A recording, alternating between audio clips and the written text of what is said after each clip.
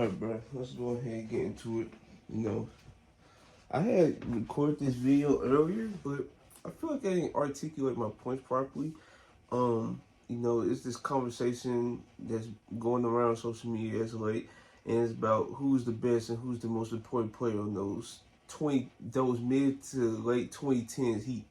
And Udonis Haslam, he sparked this up from this video right here. Still be playing. Everybody think that our most important player was Bron. Our most important player, not our best player, but our most important player was CB. Yeah, Yep. damn. He was our most important player. Because if Bron went down, you could bring in D Wade, and it's not the same player, but you're gonna get similar results of what you're gonna get out of the player. Making plays, he can go for 30. We couldn't simulate it. We ain't have another CB. If that went down and he got hurt, we didn't have another one of those. And the way Spo started using him too was impossible to guard. Like he was shooting threes. Like he was. That's why that man was cold, brother. He closed it out on threes as a big. That's what I'm saying. But Chris Bosh was the most important. And this just sparked a whole type of mental breakdown from the LeBron James fan base. Like they gonna bring up that LeBron James and D Wade, won a series without Chris Bosh. That is true. Don't get me wrong. That is true. Nobody can take that away. Nobody's trying to take that away. But the fact of the matter is, they got by a Pacers team who was young. That wasn't the 2013-2014 Pacers team. That team was just young and up and coming. Mind you, this was like Paul George coming out years. I think he officially broke out the years after. So yeah, beating the Pacers back then was not seen as that big of a deal, to be honest with you. Now the challenge was if they was gonna beat the Thunder without Chris Bosh, because you gotta realize the Thunder ran two big man lineups. They ran Ibaka at the 4 and Kendrick Perkins at the 5. And mind you, multiple videos has been done on this. LeBron, the Miami Heat, LeBron in the lineup, they was like modern day version. Like the lineups we see now, like they put LeBron at the 4, and we see a bunch of 4s at 6'8", 6'9". The Thunder ran a more traditional lineup, like back then, like back in the 2000s and 90s and stuff like that, with the two big men lineup with Ibaka and Kendrick Perkins. And mind you, Ibaka became a 5 later on in his career, so that's to tell you where the game was heading. So, but yeah, like I mentioned, like this would not be a good series for like Joel Anthony or Udonis Haslam to go crazy, because it's hard to replicate the production Chris Bosh did for the Miami Heat. Folks gonna continue to try diminish his play and try to bring up his points per game, which is also very lame to me, because the fact of the matter is Chris Bosh, he chose to go to Miami Heat to sacrifice his stats. The fact that you're using it against him is pretty wild to me. And the fact of the matter is, folks want to bring up his playoff stats, but what did he do in the 2011 finals? I could have sworn he was the second leading scorer in the team, while the best player on the team was the third leading scorer in the team and was struggling to get his game off. But folks don't want to bring that up. Folks just want to bring up these other games, like, this 12 and 11, he finished at 12 and 11, this 10 and 9. Like, folks gonna try to bring up those games to diminish Udonis Haslam point, but the point still stands. Chris Bosh was the only dynamic big on the roster that could pull up from mid-range. He could attack mismatches, and he was a good rebounder, and he could execute their defensive schemes because of his movement skills. Like Joel Anthony, he was pretty short, he could move, but he wasn't even close to the rim protector as Chris Bosh, and Chris Bosh wasn't even that good of a rim protector himself. So, and then Udonis Haslam, what? Udonis Haslam? No, come on, man. And mind you, the reason why they lost the 2011 finals, well, I wouldn't say that's the reason, but that's part of the reason why in the 2011, I would say the 2011 regular season, that they was getting out to slow starts. Look at the big man they had on this roster they tried to try out. They had, I think at one point, Eric Dampier. I think they had Eugene Zagauskas. I think at one point they also had Greg Oden. Like, what is that? That's why Eric Spoelstra and the crew put Chris Bosh at the 5, and you saw their defense turned up a notch. You seen their offense turned up a notch.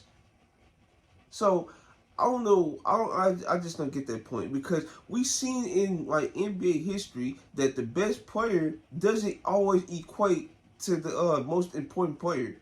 Like I'm gonna give you an example, and this is the example like Steph Curry and KD fans always use, right? KD was the best player in the Warriors in my opinion, but Steph Curry was the most important player in the team because the offense was centered around Steph Curry to feast and go crazy, while KD he's attacking the mismatches and stuff like that. The offense was catered to him. And by the record, you see Steph Curry did better without Kevin Durant than the inverse. So that's all I gotta say. Because listen, if the offense was like stagnant and they was just trying to run KD post ups, like the offense, it would be good. Don't get me twisted, but the offense would not be as elite as it was if Steph Curry did not play, and that is my opinion. And guess what? We also saw a couple times in the I'm trying to see in the you can say the 2020 playoffs. Now, folks go say LeBron James was the best player in the Lakers. But guess what? The most important player on the Lakers was Anthony Davis. The reason why? Because Anthony Davis, he made that defense work. He's the reason the defense was like number one or top 3 in multiple defensive categories. Right? He can execute like a multitude of schemes. You can switch with AD. You can play drop with AD. You can hard hedge with AD. You can even like come up to a level and play like a high drop or a high hedge with AD. With the other bigs on the roster, like Dwight Howard, I don't know about that. JaVale McGee, no. That's why AD was the most important. And guess what? At times, AD had to guard Jimmy Butler in the playoffs until the Heat executed behind that, and they had to play LeBron James on Jimmy Butler. So, yeah, Anthony Davis, and then Anthony Davis was giving you like 25, 28 a night in the playoffs while playing elite defense. So, and also, an argument could be made that Alex Caruso, KCP, and those guys was also important than certain stars on the team. So, and the Nuggets this past season, we all seen it. Nikola Jokic, he's the best player in the world. He's the best player. You already know he's the best player in the team. But Jamal Murray is the most important player in the team because in 2022, when they didn't have a Jamal Murray to like feast off Jokic, you saw the offense was like pretty much pathetic. Like they had Austin Rivers, Facu Campazzo, like they guards wasn't dynamic at all. And then you cope with that with Michael Porter Jr. being hurt. Who was the person that was gonna be able to attack mismatches on this team or even attack closeouts? Nobody. And that's why we seen the next year when Jamal Murray was like relatively like close to fully healthy, we seen it in the playoffs. Mind you, Jamal Murray and Nikola Jokic, they've been doing this since 2019 when they started making the playoffs. It just carried on. 2020, you seen Jamal Murray go crazy, even though folks view Nikola Jokic as the better player. Then, like I said, 21-22, he was hurt. But 2023, when he was back, you seen how they just go in that run and make it to the finals. They cruise past everybody. And folks go knock on, oh, y'all was playing well with sleeves. How is that the Nuggets' fault? That's not the Nuggets' fault at all. But yeah. Let me see. It's a couple, like, I'm trying to see. You could say Giannis. He was the best player on the team in 2021. But guess what? Chris Middleton had to be the shot creator in the late game situations, which makes him more important because the Bucks played a lot of close games in that run, and Chris Middleton was able to bail them out. It was even at one point that Chris Middleton was going back and forth with Devin Booker in the playoffs or in the finals at one point. And folks was actually getting frustrated because folks was not expecting Chris Middleton to go that crazy. But that just shows you how important he was to that run because Jrue Holiday, his offense didn't show up. Giannis, he was giving you production, but he cannot carry a full-on roster against like elite talent night in, night out basis, especially in the playoffs. Brook Lopez, like he was like too slow-footed, and like his offensive production was going down each series, and his value to each series like going down as well. 2019, that could be like a iffy case, but Kawhi Leonard was the better player, of course. Now the most important, that could be anybody on this team. It could be Kyle Lowry. Folks view Kyle Lowry is the most important. Folks view Fred VanVleet, Pascal Siakam a little bit.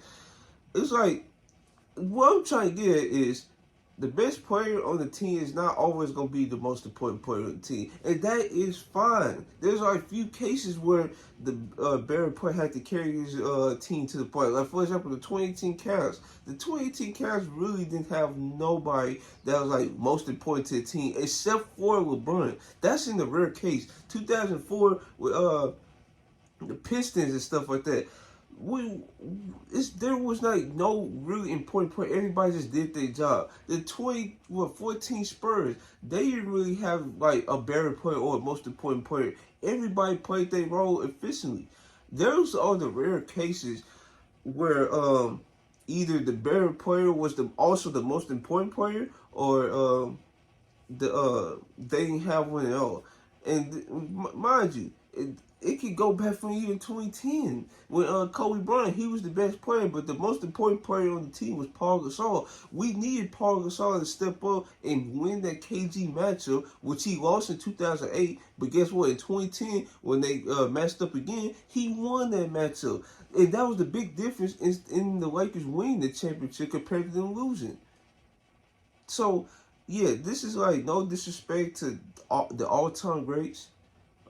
Everybody needed a Robin, or everybody needed an Alfred. Like, everybody needed somebody to, to produce at high levels. And in the cases I'm talking about, their production cannot be replicated, whether it's offense or defense. But yeah, that's all I got to say for today's video. Hopefully you guys like, comment, subscribe. This is your boy Terrell, and I'm out.